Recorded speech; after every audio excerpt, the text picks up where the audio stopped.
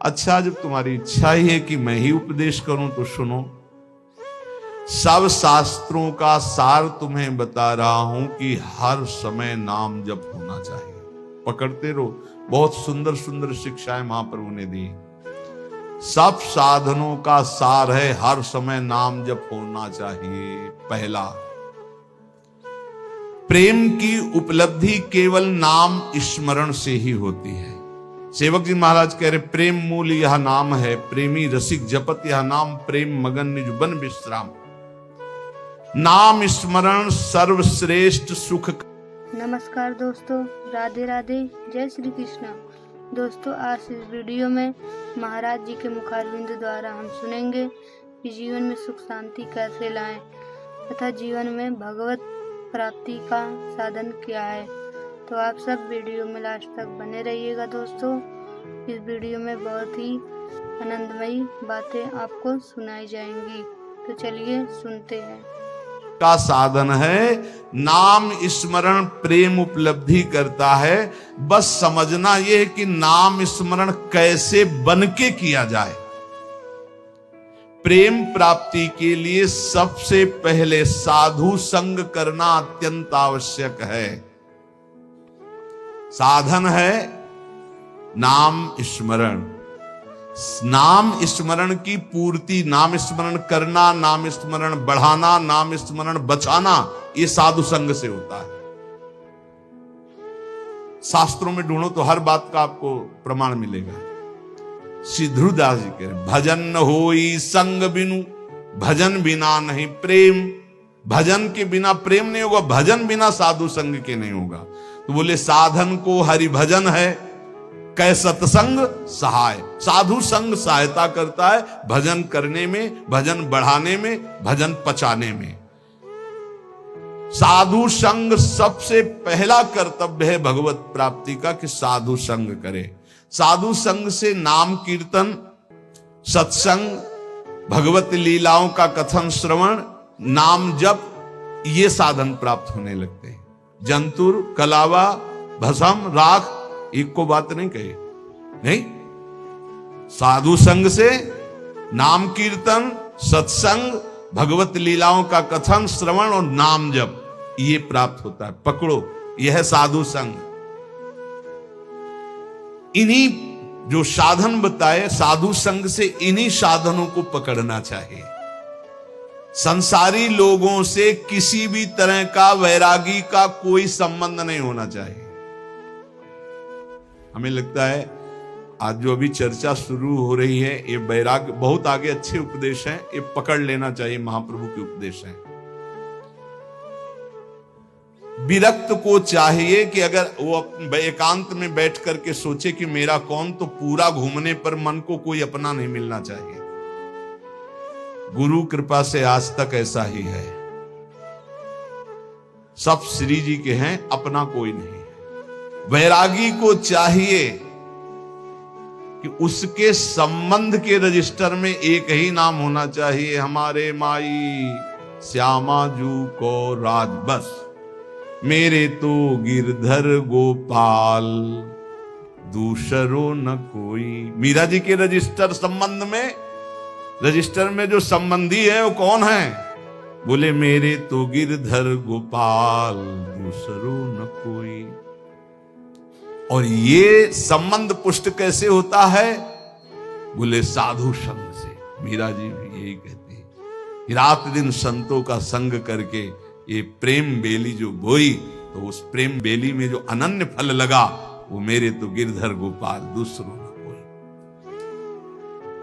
दूसरी बात, पहली बात साधु संग करना है।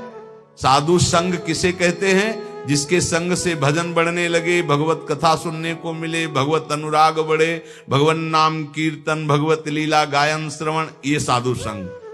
तो साधु संग का परहेज क्या है? संसारी पुरुष का कोई भी संबंध नहीं होना चाहिए। अगर तुम्हारे हृदय को ऐसे राउंड लगाकर जांच करना हो तुम्हें, तो देखो तो एक ही जगह निकले कि हमारे माई श्यामाजू को राज। श्यामाजू के सिवा, जैसे महाप्रभु हरिवंश चंद्र जू कह रहे, मेरे प्राणनाथ श्री श्यामा शपथ करो तृण छिए, कसम खा के कहता हूं श्यामाजू के सिवा हमारा कोई नहीं है। ये बात है। अब दूसरी बात है, संसारी लोगों से किसी भी तरह से बात करने का अवसर ना देना, प्रपंच की बात है।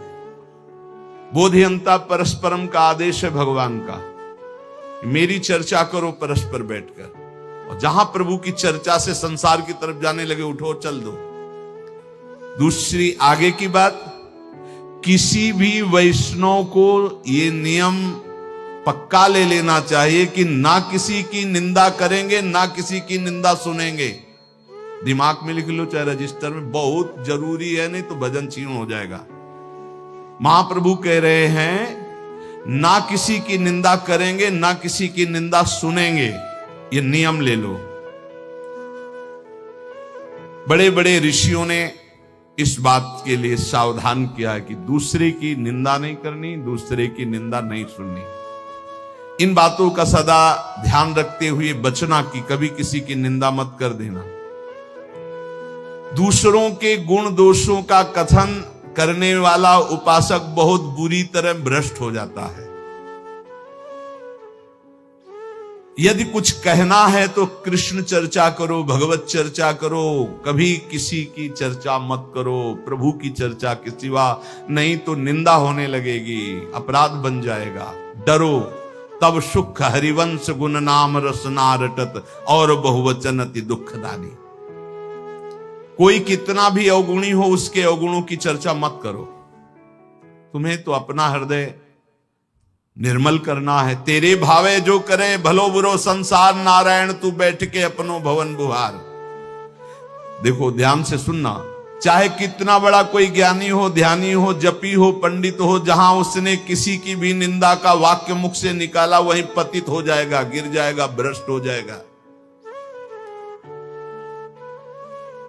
निंदा ऐसे होती कि यारो तो बहुत सुंदर बोलते हैं, ऐसा है वैसा है, अच्छी अच्छी बातें निकलते हैं, पर जो है उनको ऐसे नहीं, वो जहां पर लगाया तो तुम्हारे पर लग गए, उड़ जाओगे। किसी के भी दोष की वार्ता ना करो, एक भी दोष चर्चा ना करो। महाप्रभु कहे जो दोष चर्चा करोगे तुम्हारे हृदय में दोष प्रवेश करके तुम्हें नष्ट कर देगा। ये अनुभूत बात है, अनुभूत बात, ये अनुभूत। दोषों के परमाणु बड़े सूक्ष्म होते हैं। जब तक तुम दूसरे की निंदा नहीं करोगे, दोष वर्णन नहीं करोगे, मान लो दोष दर्शन हो गया पर वर्णन नहीं किया तो वो नष्ट हो जाएगा, तुम्हें फांस नहीं पाएगा। लेकिन जहां तुमने दूसरों के दोषों का वर्णन किया, निंदा की, तहां तुम निंदनीय बन जाओगे, तुम्हारी निंदा होने लगेगी। ज्यों ज्यों तुम दूसरे की निंदा करोगे, त्यों त्यों अच्छे परमाणु नष्ट होते जाएंगे, गंदे परमाणु बढ़ते जाएंगे। हृदय की पवित्रता, सरलता, सच्चिरता और ज्ञानार्जन, भजन, सद्वृत्ति सब नष्ट हो जाएगी और मोह का साम्राज्य हो जाएगा, अज्ञान का। डरो, बहुत खतरनाक खेल है। भक्तन की निंदा अति बुरी, भूल करो जिन कोय, कि सुकृत बहु जन्म के छिन में डारे खोए। इसलिए वैष्णव का परम धर्म है कि वो किसी की कभी भी निंदा ना करे और ना सुने। अदोषदर्शी वैष्णव होता है। सुनो, भगवत भक्त जो महात्मा हैं, भागवत हैं, साधु पुरुष हैं, उन्हीं के बीच में बैठो। ऐसे लोगों के बीच में मत बैठो जो एक दूसरे की निंदा करते हैं। ऐसे लोगों के बीच में मत बैठो जो मान प्रतिष्ठा की चाह रखते हैं, जो भोगों की चाह रखते हैं, जो काम तृष्णा वाले हैं। ऐसे लोगों का संग बिल्कुल मत करो। संगम त्यजेत मिथुन व्रतिनाम मुमुक्षु। विरक्त को चाहिए कि सदैव बच कर रहे ऐसे लोगों से, क्योंकि इनके परमाणु ऐसे होते हैं कि विरक्त की विरक्तता नष्ट हो जाएगी। इस वैराग्य